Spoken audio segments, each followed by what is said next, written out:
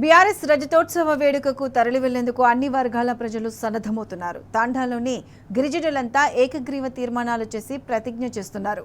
రంగారెడ్డి జిల్లా కడతాల్ మండలంలోని పోచమ్మగడ్డ తండాలో ఎల్హెచ్పీఎస్ రాష్ట్ర ఉపాధ్యక్షుడు జర్పుల దశరథ నాయక్ ఆధ్వర్యంలో గిరిజన మహిళలంతా ఒక్కటై వరంగల్ బాట పడుతున్నామని చెప్తున్నారు.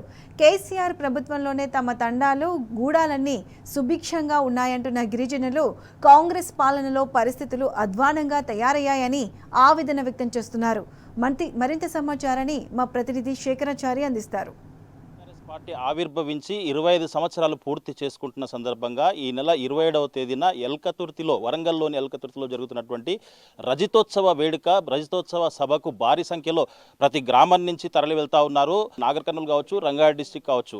ముఖ్యంగా రంగారెడ్డి జిల్లాలోని కల్వకుర్తి నియోజకవర్గం కడతాల్ మండలకు సంబంధించి భారీ సంఖ్యలో బంజారాలు గిరిజన మహిళలు గిరిజనులంతా కూడా తరలి వెళ్ళడానికి గ్రామాలుగా తండాలుగా తీర్మానం చేస్తున్నటువంటి పరిస్థితి మనకు కనిపిస్తూ ఉంది. ఈ నేపథ్యంలో కడతాల్ మండలం పోచమ్మగడ్డ తండాలో గిరిజనులంతా కూడా గిరిజన మహిళలతో కలిసి గిరిజన నాయకులంతా కూడా ఎల్కతుర్తిలో సభకు తరలి వెళ్ళడానికి సిద్ధమవుతా ఉన్నారు. గిరిజన నాయకుడు ఎల్హెచ్పిఎస్ రాష్ట్ర ఉపాధ్యక్షులు దశరథ్ నాయక్ ఇక్కడ స్థానికంగా మొన్నటి వరకు కూడా జడ్పీటీసీ మాజీ జడ్పీటీసీ అతని నేపథ్యంలో అతని ఆధ్వర్యంలో కూడా ఈ గిరిజనులంతా కూడా వరంగల్ వెళ్ళడానికి సిద్ధమవుతున్న పరిస్థితి కనిపిస్తూ ఉంది. అన్న చెప్పండి, ముందస్తుగా ఇంకా 3 రోజుల టైం ఉంది, అయినప్పటికీ కూడా మీరు సంసిద్ధం అవుతా ఉన్నారు.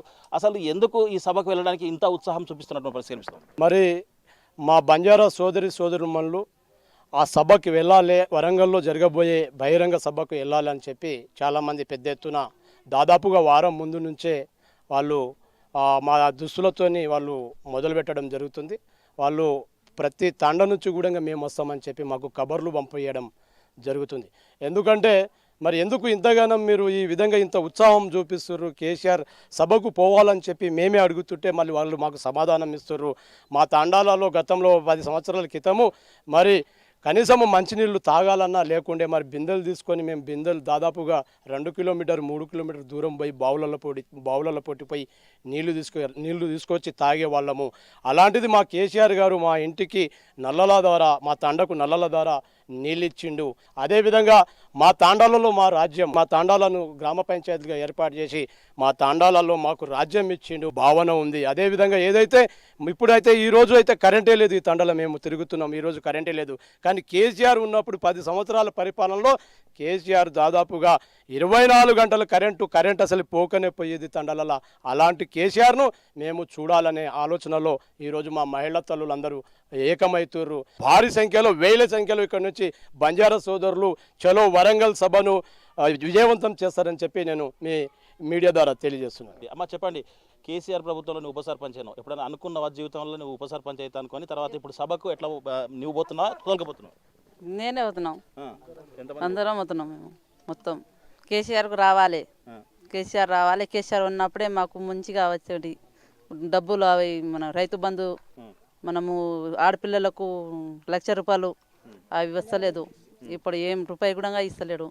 రేవంత్ రెడ్డి వచ్చిండు, 2,00,000 రూపాయలు ఇస్తామన్నాడు, తులం బంగారం ఇస్తామన్నాడు.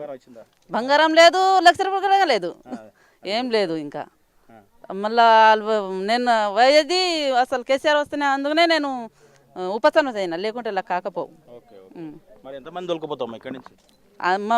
ఎంతమంది ఉన్నామో అందరికీ దొరికిపోతున్నాం మేము. వీళ్ళతో పాటుగా మరి కొంతమంది గిరిజన మహిళలు.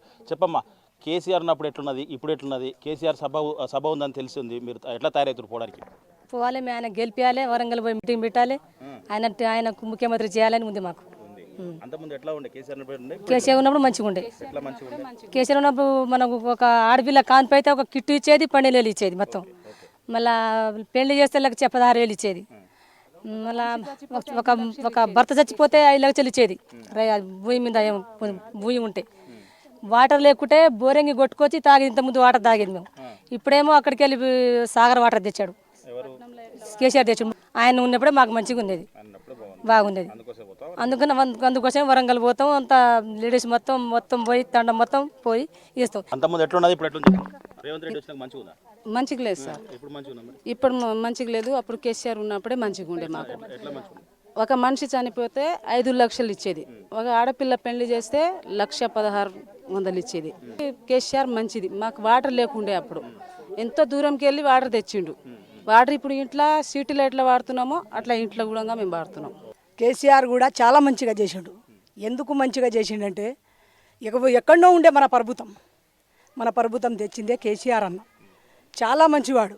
కానీ అనేకము ముసలోళ్ళు ఇక్కడ ఈ పిల్లలు స్కూల్ పిల్లలు పేదవాళ్ళందరూ ఏం చేసి వికలాంగులు మా కేసీఆర్ని మారిస్తే రేవంత్ రెడ్డి వస్తే మమ్మల్ని కొంచెం ఇంకా డెవలప్మెంట్ చేస్తాడేమో అని మోసపడ్డారు.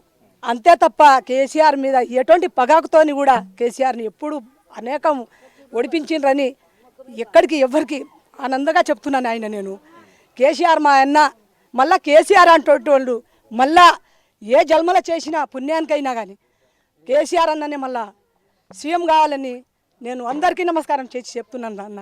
ఇక్కడ ఈ గిరిజన మహిళలు చెప్తున్నటువంటి విషయం మనకు స్పష్టంగా అర్థమవుతుంది. గతంలో కేసీఆర్ ఉన్నప్పుడు గిరిజనులకు ఎట్లా న్యాయం జరిగింది, ఇప్పుడు గిరిజనుల పరిస్థితి ఏంటి, గిరిజనులకు ఇచ్చిన మాట ప్రకారం వాళ్ళ తండాలు వాళ్ళ రాజ్యం అని చెప్పేసి వాళ్ళే సర్పంచులు, వాళ్ళే ప్రజాప్రతినిధులుగా ఎన్నికైనటువంటి వాళ్ళు మనం సాక్షాత్ ఇక్కడ చూస్తూ ఉన్నాము. అయితే ఇప్పుడు ఆ పరిస్థితి కూడా తారుమారైనటువంటి పరిస్థితి. గిరిజనులకు ఇచ్చిన మాటలు అన్నీ కూడా మళ్ళీ రేవంత్ రెడ్డి తప్పడంతో పాటు కేసీఆర్ ముఖ్యమంత్రి మళ్ళీ అయితేనే గిరిజన తండాలు కావచ్చు, గిరిజనులు కావచ్చు సుభిక్షంగా ఉంటాం అని చెప్తూనే వాళ్ళు ఖచ్చితంగా వరంగల్లో ఎల్కతుర్తిలో జరిగేటువంటి రజతోత్సవ సభకు వెళ్తాం, ఆ సభను దిగ్విజయం చేస్తామని చెప్పేసి ఈ గిరిజన తండాల్లో గిరిజన మహిళలతో పాటు గిరిజన నాయకులు దశరథ నాయక్ ఆధ్వర్యంలో ముక్త కంఠంతో కూడా తీర్మానం చేసి చెప్తున్నటువంటి పరిస్థితి కనిపిస్తూ ఉంది. వీడియో జర్నలిస్ట్ రామకృష్ణతో శేఖరాచారి, టీ న్యూస్, కడతాల్ నుంచి.